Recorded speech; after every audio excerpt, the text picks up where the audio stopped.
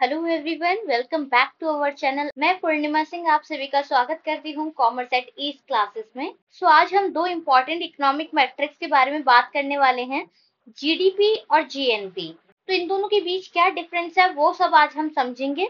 In terms को समझना जरूरी है क्योंकि ये मैक्रो इकोनॉमिक्स के बेसिक को ग्रैब करने में मदद करते हैं और हम इकोनॉमिक परफॉर्मेंस को कैसे मेजर करते हैं ये बताते हैं।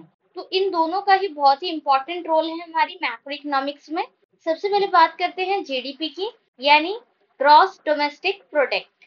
तो ध्यान से सुनिएगा, जीडीपी कंट्री के बॉर्डर्स के अंदर एक स्पेसिफिक पीरियड, यूजुअली एक साल के अंदर प्रोड्यूस होने वाले जितने भी गुड्स एंड सर्विसेज होते हैं उनकी टोटल वैल्यू को रिप्रेजेंट करता है जीडीपी। ओके, और ये कंट्री का इकोनॉमिक हेल्थ का इम्पोर्टेंट इंडिकेटर है और डिफरेंट नेशंस की इकोनॉमिक परफॉर्मेंस को कंपेयर करने के लिए यूज होता है। ओके, तो जीडीपी का मतलब समझ आया आपको।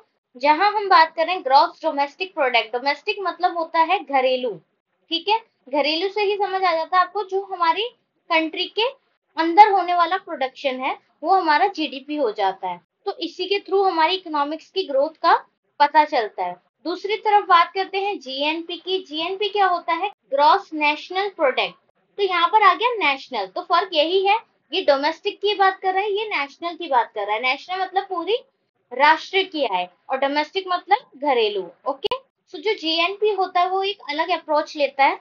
जीएनपी एक कंट्री के रेजिडेंट के थ्रू, चाहे वो कहीं भी लोकेटेड हो, प्रोड्यूस होने वाले जितने भी गुड्स और सर्विसेज हैं उनकी टोटल वैल्यू को मेजर करता है। इसका मतलब ये है कि अगर एक इंडियन कंपनी यूएसए में ऑपरेट करती है, यानी यूएसए में इंडियन कंपनी है, ठीक है, तो जो इंडियन कंपनी यूएसए में है वो जो भी इनकम जनरेट करेगी, जो भी इनकम अर्न करेगी, वो सभी इंडिया के जीएनपी में इंक्लूड होगा, पर जीडीपी में नहीं होगा। तो जीएनपी में वो सारी इनकम इंक्लूड होगी जो हम अदर कंट्री में कर रहे हैं। ठीक है, यानी इंडियन कंपनी अगर यूएसए में स्टैब्लिश की गई है और उसके बाद इंडियन कंपनी कुछ भी अर्न कर रही है, जो भी उसकी अर्निंग है, जो भी उसका प्रॉफिट है, जो भी उसकी इनकम है, वो सारी हमारी ग्रॉस नेशनल प्रोडक्ट में इंक्लूड होगी।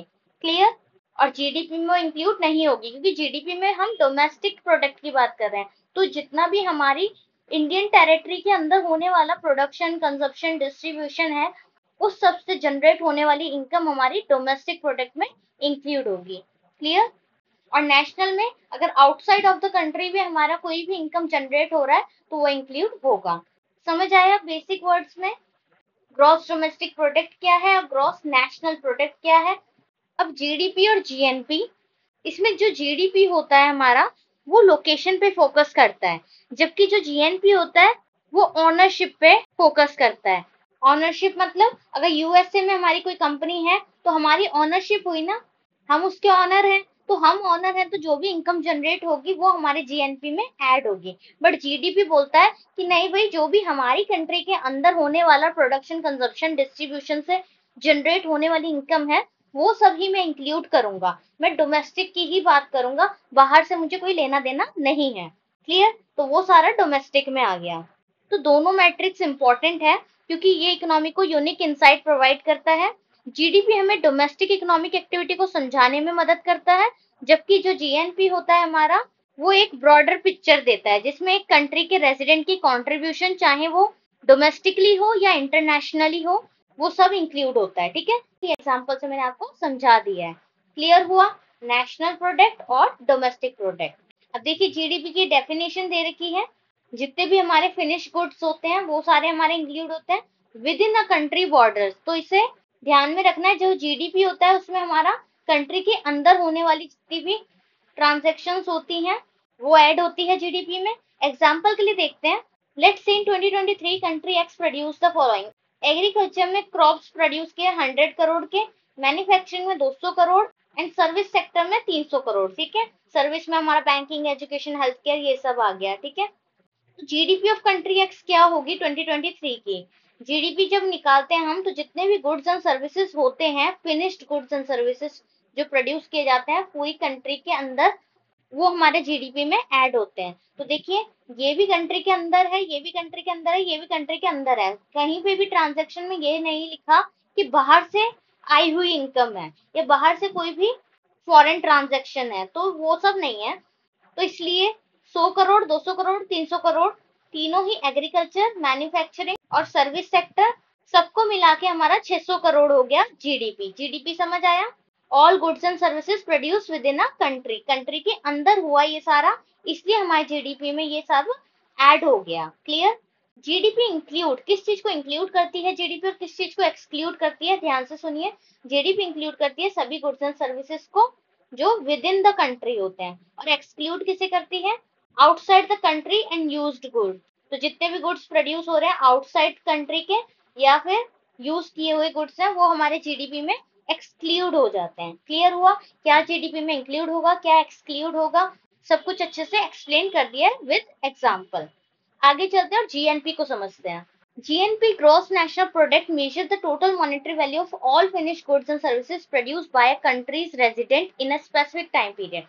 तो इसमें यही important है आपके लिए, produced by a country's resident in a specific time period, यानी कि कंट्री का रेजिडेंट होना चाहिए, यानी कि वो इंडिया में रहना चाहिए, तो वो रेजिडेंट हो गया। तो इंडिया का पर्सन अगर यूएसए में जाकर कोई भी अर्निंग कर रहा है तो वो हमारी जीएनपी में, नेशनल प्रोडक्ट में इंक्लूड होगा। क्लियर हुआ? यही मैंने अभी पीछे समझाया आपको। एग्जांपल से देख लेते हैं। Let consider country Y in 2023। Country Y agriculture, manufacturing, service sector, उसमें 400 करोड़ रुपए का प्रोडक्शन हुआ। Resident of a country Y working abroad, अब कंट्री वाई का जो रेजिडेंट है वो अब्रॉड में काम कर रहा है। And Indian company in the USA produce software worth rupees 100 crore. अब इंडियन कंपनी यूएसए में प्रोड्यूस कर रही है 100 करोड़ का प्रोडक्शन, ठीक है। तो ये कौन सी इनकम हो गई हमारी? Income from abroad. अब कैलकुलेशन करते हैं। डोमेस्टिक प्रोडक्शन की बात कर रहे हैं तो ये डोमेस्टिक प्रोडक्शन है जिसमें एग्रीकल्चर, मैन्युफैक्चरिंग और सर्विस तीनों सेक्टर्स इंक्लूड है। Value of goods and services produced within a country Y, and income from abroad हमारा 100 crore, value produce by resident of a country Y abroad.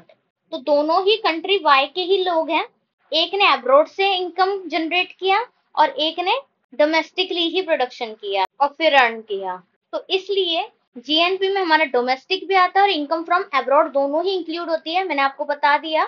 तो 400 करोड़ और 100 करोड़ दोनों ही हमारी इनकम ऐड होके 500 करोड़ हमारा जीएनपी हो गया। अब जीएनपी किसे इंक्लूड करता है? Value of all goods and services produced by residents whether within the country और अब्रॉड, चाहे वो कंट्री के अंदर रहता हो चाहे वो अब्रॉड रहता हो, इस बात का ध्यान रखना है आपको जीएनपी में। और एक्सक्लूड किसको करता है? Value produced by foreign entities with in the country, यानी हमारी कंट्री में अगर कोई फॉरेनर अर्न कर रहा है वैल्यू प्रोडक्शन करके तो वो हम एक्सक्लूड कर देंगे क्योंकि वो हमारी इनकम नहीं है। क्योंकि अगर इंडिया में कोई फॉरेनर अर्न कर रहा है तो वो अपनी कंट्री में उस पैसे को ले जाएगा, तो इसलिए वो जीएनपी में इंक्लूड नहीं होगा। क्लियर? जीएनपी में इंक्लूड होगा अगर यूएसए में कोई कंपनी है इंडिया की और इंडिया की कंपनी इनकम अर्न कर रही है यूएसए में, तो वो इंडिया पैसा लेकर आ सकता है, वो पैसा इंडिया का माना जाएगा, वो प्रोडक्शन, वो इनकम जो होगी वो इंडिया की होगी। क्लियर हुआ? बट इंडिया में अगर कोई फॉरेनर कमा रहा है तो वो यूएसए की इनकम होगी, इंडिया की नहीं होगी। तो एक्सक्लूड होगा value produced by foreign entities with in the country. This means GNP provide a broader measure of economic activity by accounting for the global economic contribution of a country resident, क्योंकि वो globally भी काम कर रहा है, globally भी contribution दे रहा है। कौन दे रहा है? GNP, gross national product. So GDP और जीएनपी मैक्रो इकोनॉमिक्स के फंडामेंटल कॉन्सेप्ट है जो इकोनॉमिक परफॉर्मेंस पे वैल्यूएबल पर्सपेक्टिव ऑफर करते हैं। अगर आपको ये वीडियो हेल्पफुल लगी हो तो प्लीज लाइक, शेयर और सब्सक्राइब करें। कोई क्वेश्चन या कमेंट्स हो तो नीचे आप अपना कमेंट को लीव कर सकते हैं। सो आई होप आज के बाद आप कभी भी जीडीपी और जीएनपी में कंफ्यूज नहीं होंगे।